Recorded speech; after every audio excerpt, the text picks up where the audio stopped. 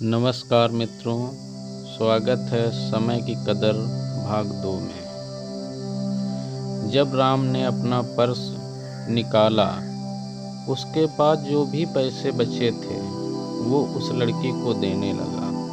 उसके बाद लड़की ने बोला, अंकल आप भी फूल ले लो, मुझे बहुत खुशी होगी, क्योंकि मैं अगर आपसे फ्री में पैसे लूँगी तो फिर मेरा मन पढ़ाई में नहीं लगेगा, मैं कामचोर बन जाऊंगी, क्योंकि यही समय है जिस समय मैं अपना भविष्य लिख सकती हूँ। राम ने उस लड़की से सारे फूल ले लिए और तीनों घर लौट आए। उस फूल वाली लड़की का उन तीनों लड़कों पर बहुत गहरा प्रभाव पड़ा। रात भर उन तीनों ने उस बच्ची के बारे में सोचते रहे। उन्हें एहसास हुआ कि वो तीनों कितने गलत थे। तीनों ही दोस्तों को एहसास हुआ कि आज भी उनके पास 6 महीने का समय है अपने पिता के दिए गए काम को पूरा करने का और भविष्य बनाने का। इसी दौरान सबने सोचा कि अगर बचे हुए समय का सही उपयोग करें तो अभी भी बहुत कुछ किया जा सकता है। इस तरह बाकी दोस्तों ने भी सोचा और दूसरे शहर में आकर काम तलाशने लगे।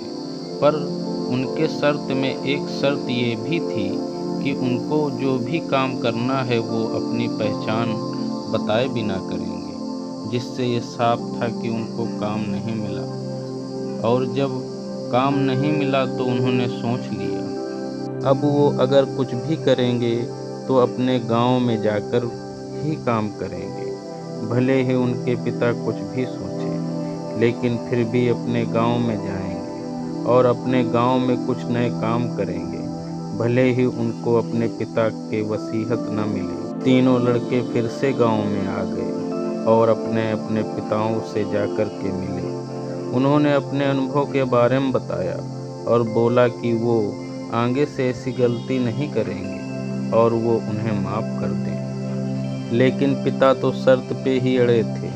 लड़कों को कोई दया नहीं मिली। तीनों को फिर से दुख हुआ कि तीनों को अपनी गलती का एहसास होने के बाद भी उनके पिता का सपोर्ट नहीं मिला। फिर से वो रात भर सोचते रहे कि अब क्या किया जाए। तीनों ने मिलकर एक स्कीम निकाली। राम अपने मित्रों के साथ में मिलकर लोगों की प्रॉब्लम को सुलझाने में लगा, जिससे उसको गांव की समस्याओं का ज्ञान हुआ। इसी तरह श्याम भी गांव के विकास के लिए नए नए तरीके सीख गया और राजू को किसानों और बीजों का ज्ञान हो जाने से उसको काफ़ी मदद हुई। तीनों ने मिलकर अपने बाकी बचे पैसों को सही ढंग से सही जगह लगाकर गांव को एक नया रूप दे दिया। उनकी कड़ी मेहनत गांव के लोग क्या, दूसरे शहरों के लोग भी उनकी तारीफ करने लगे। उनका गांव तरक्की करने लगा।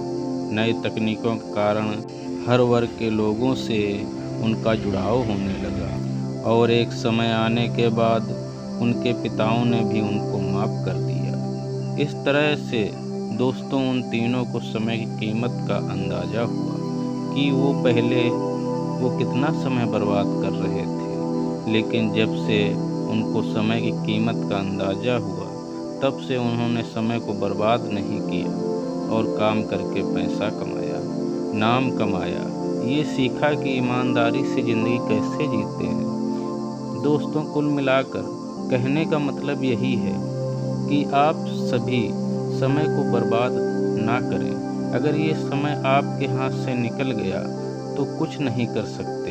और हाँ, समय के पास इतना समय नहीं है कि वो आपको दोबारा समय दे। समय बर्बाद करने का हजारों तरीका है, लेकिन आप ऐसा कोई तरीका चुनिए जो आपकी ज़िंदगी बदल दे, इस समाज की ज़िंदगी बदल दे, इस देश का भविष्य बदल दे। धन्यवाद।